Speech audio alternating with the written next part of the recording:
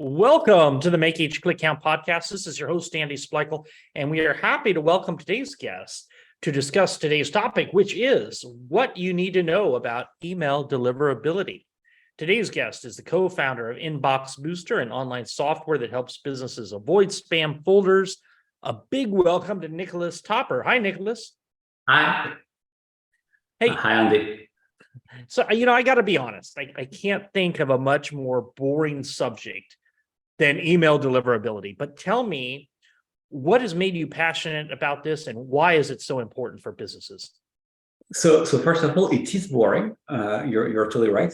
There is no question about it. Because why would you?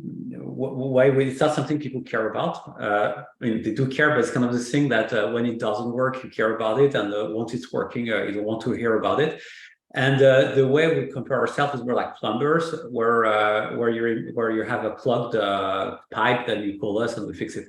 That's really what we do. And from that point of view, you're right. It is kind of boring. Now it's actually very, very important from two levels.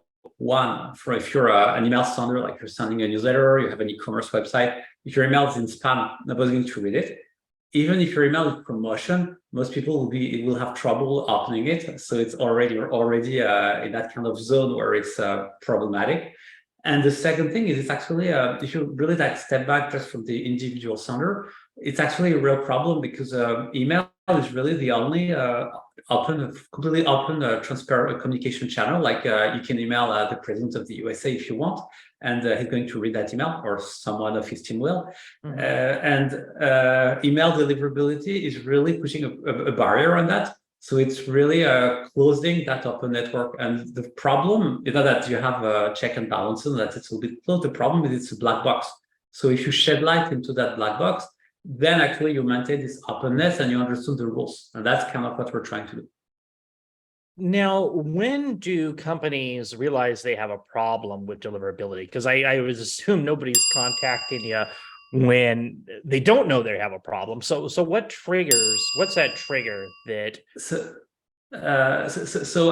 first of all, just before answering your question, everybody in their life will have a deliverability problem. Like, I guarantee you that, because everybody will send at some point a newsletter in their life.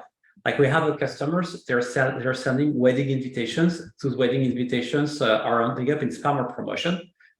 We have customers who are actually just sending normal business emails. It happens. So it happens for everybody. So when they realize it, there is two ways. Either you're sending normal emails, and you have people telling you, oh yeah, your email ended up in spam. And this happens more than, let's say, once per month. Well, this means usually you have a problem. Kind of like when you see a cockroach in your home, usually there's probably 10 times as many somewhere else. And two, the same are, and from this, or when you see your open rate drops. So when you see something in your business process, like send a newsletter, and you see your email open rate drops or click rate drops, this is usually a sign of the problem.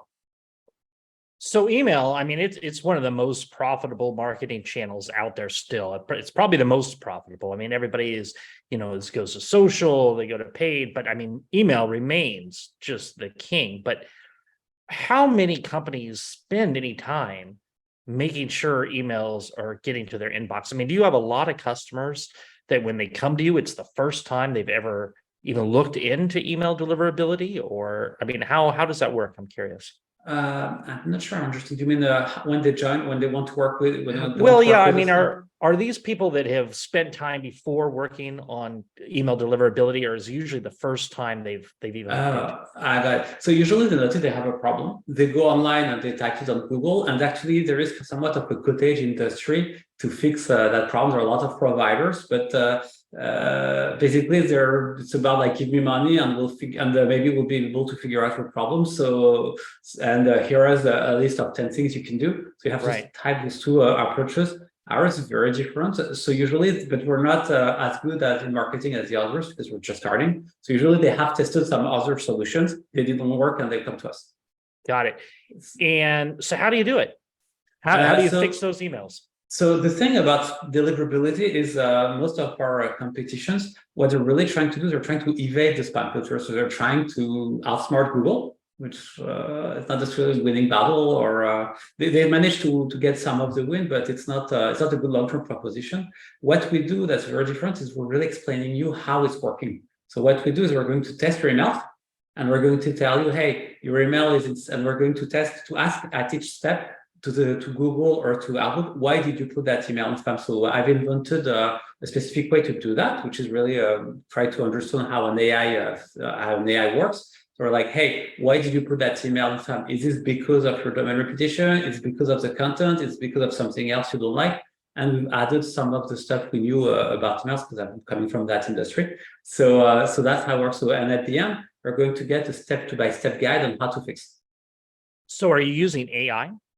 There is a lot of AI involved, yes. Not as much because it's like, if you really think what spam filter is, it's a very sophisticated AI, probably more sophisticated than actually ChatGPT in some ways, because it needs to retrain all the time. Because people are so people will try to find ways to circumvent the spam filter, and the spam filter needs to adjust. They're going to retrain based on the new emails all the time. But what it's really doing in the end is really trying to figure out, do that email wants to be seen by people. So if you email people who wants to receive what you have to tell them, they're going to want to read that, then it's going to be fine. If they actually couldn't hear about it, they just delete the email without reading it, you'll have a problem, whatever you do.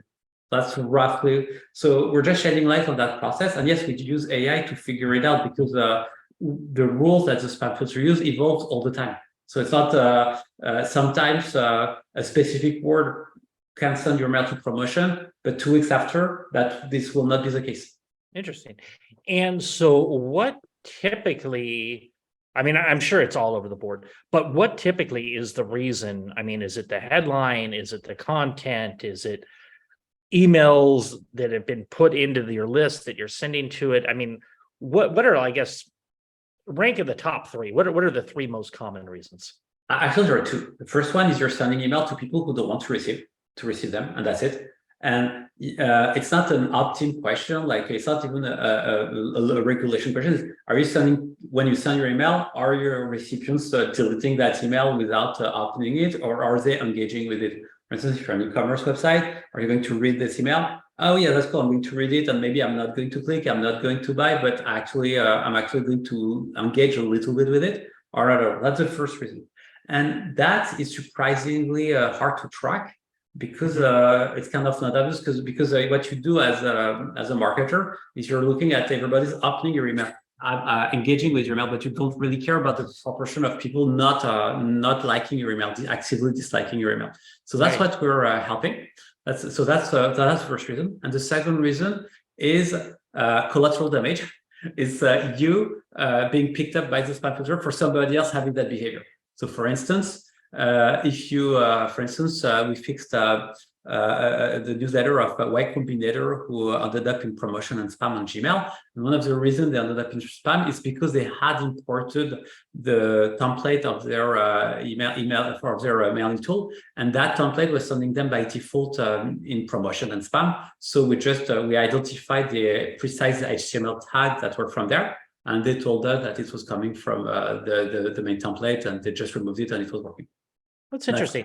You know, I always thought that the reason you use spam folder is a certain percentage of recipients hit spam, and so they put it in the spam folder. But you're saying that it's not just that. I mean, I'm sure that does it too, but if people aren't opening it, just deleting it right away, yes, then that also the email Google, Gmail, or whatever will start putting it in spam because of that. Yes, Google say that they're using 1,000 signals. The mark as spam is what to determine if your email is in spam. The mark as spam is obviously one of the very strong one. The hitting and subscribe with the subscribe button is another one. So there's really looking at everything all over the user experience to figure out if it's a wanted or not wanted email. So how do you fix that?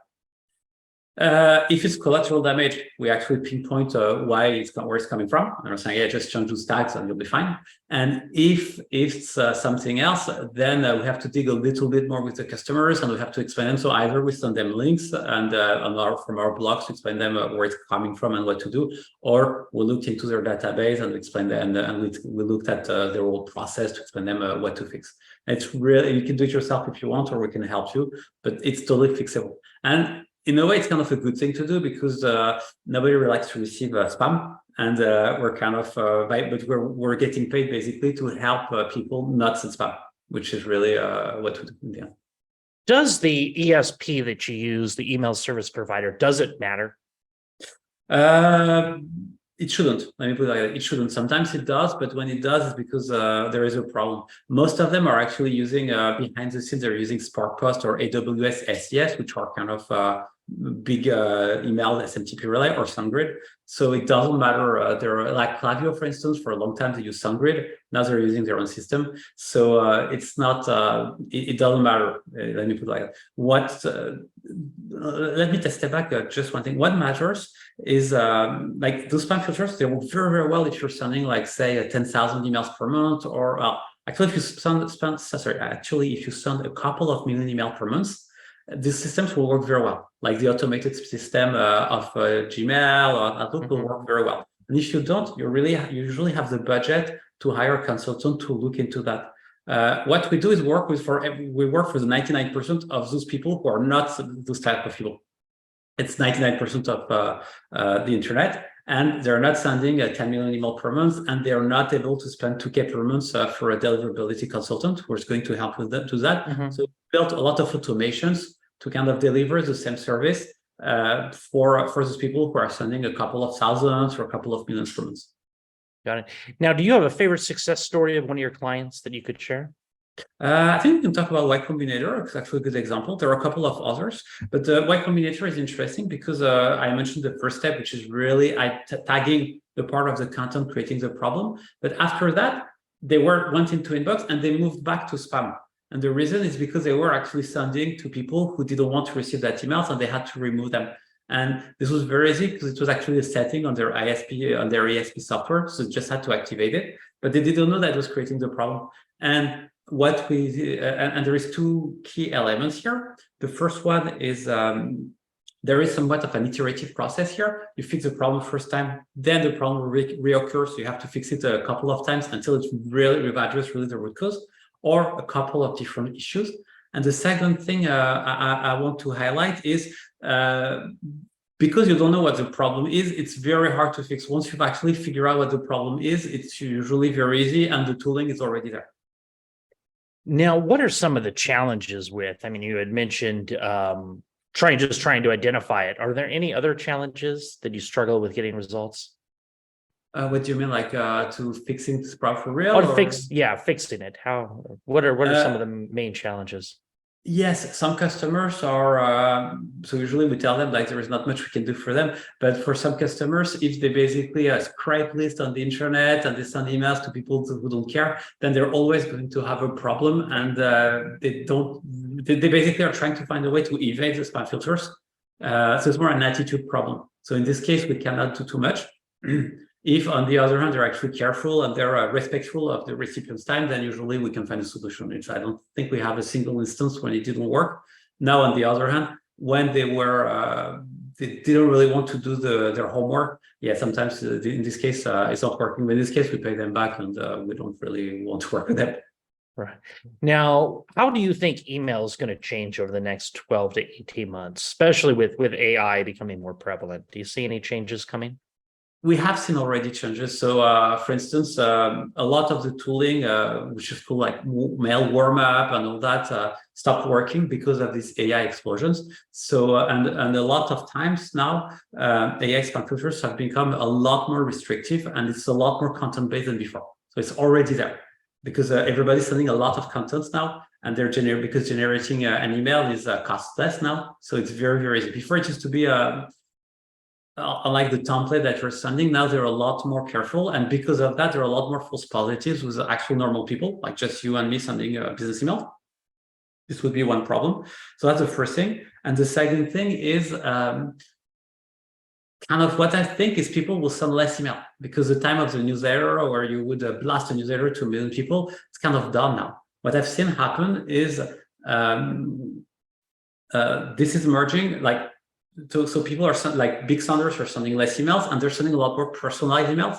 And on the individual sender side, they're sending a lot more newsletters. So those kind of things are those two categories are merging, like from the two extreme, from the individual sender sending more email, a newsletter, like I don't know if you have if you have a newsletter, but even if you don't, you probably will have one. And if you have one, you're going to be a little bit more active. Everybody has kind of a Substack or something going on, so everybody's going to have an email, or you'll have a couple of thousands or a couple of hundreds people. So we see that a lot more. And conversely, people sending millions email.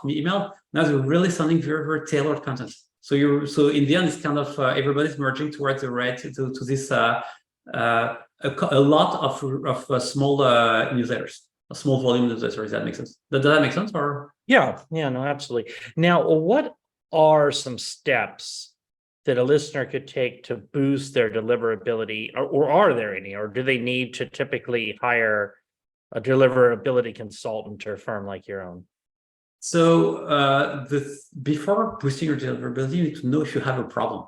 And as you mentioned initially, this is kind of one of the first points. The way you do it is you can use our test on Inboxbooster. It's free, and we're going to tell you if you're in spam or not. And even if you do, we're going to you'll get the first analysis for free. It's pay as you want, so you can pay. Yeah, what's the name? What's the name of that site? Inboxbooster.com. Okay. And this is so if you take your site, you can send your creative here, you can send a test email, and we will tell you if you're in spam or not. And that kind of will tell you how big of a problem you have already. That's what I would recommend, but I'm slightly biased, of course.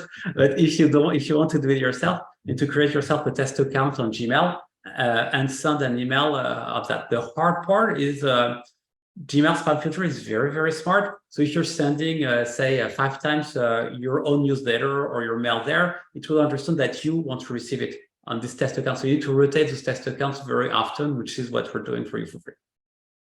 So who is the perfect client for your guys' service? Is it B2B, B2C, all of the above? What are your usual clients?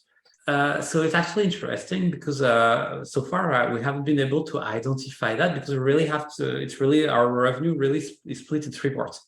The first, and it's roughly equal. The first part is normal business emails, because some people are sending like really, really important emails, and if they're actually rejected, it's a huge problem for them. So you can think about bunkers email, like M&A type of emails. When their emails are in spam or not received, they're going to cold email people for selling a business, for instance, but they're not. So it's going to be very low volume, but very, very high value target. And definitely the people receiving that wants to read that. So this is painful for them. So this is what I would call normal business email. The second type of email we're going to have is cold outreach people. So either sales or recruiters. So it's almost the same category, except they send a lot more email, like probably a couple of hundreds per day. Mm-hmm. And they don't really care at the individual level, but they care if in aggregate all of them are in spam or not. Right. And the third segment is newsletter, like marketing email. So how does your fee structure work? So right now we charge. So the first test is free. All of the tests are free. Actually, we don't have an API where you can integrate with us for free.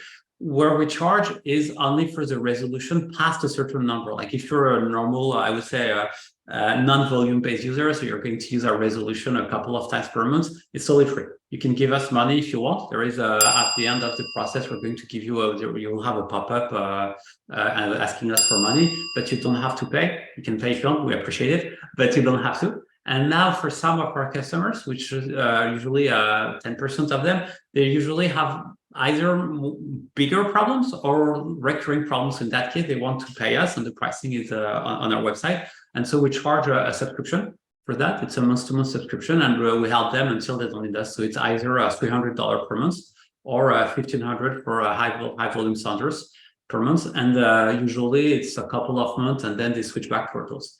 And if you're kind of this part of for whom email is critical for you, usually people stay on this $300 plan. so we can keep like accompanying them on the long term, and we can help them if they need. But we don't force anything. We're more our goal is really to help everybody fix that problem and kind of get it under control. And we notice that by doing that, this kind of helps us do good business. So we don't really need to push anything. And how can an interested listener learn more about working with you? They go on inboxbooster.com and they test it. They use our tool and they can test it. They can start from there. Great. And then they can email me directly, or they can even book a meeting with me on this website. Okay. Well, this has been fantastic. I've learned a lot. Is there anything else you'd like to add before we wrap it up today? There is one thing that actually I actually deeply care about is if you have a newsletter or if you're sending like even an email to 50 people, you absolutely need to test it on Inboxbooster or one of the or by yourself before and after your campaign. You absolutely need to do that, otherwise you'll be in trouble, because spam filters, again, they don't really work for small senders, and we're here to really make it work for you. But even if you don't want to work with us, you absolutely need to test. This is very important. Well, that's great. You know what? I'm going to test mine this afternoon. You should. And if you have a problem, hit me up and I'll fix it for you. No worries. Great. Well, hey, thanks for joining us today, Nicolas. Thank you. Thank you for having me. For listeners, remember, if you like this episode, please go to Apple Podcasts and leave us an honest review. And if you're looking for more information regarding Nicolas or Inbox Boosters, I'm going to put the links in the show notes below. In addition, if you're looking for more information on growing your business, check out our all-new podcast resource center available at www.makeeachclickcount.com. We've compiled all of our different past guests by show topic, including each of the contact information, in case you would like more information on any of the services I've discussed during previous episodes. Well, that's it for today. Remember to stay safe, keep healthy, and happy marketing. I'll talk to you in the next episode.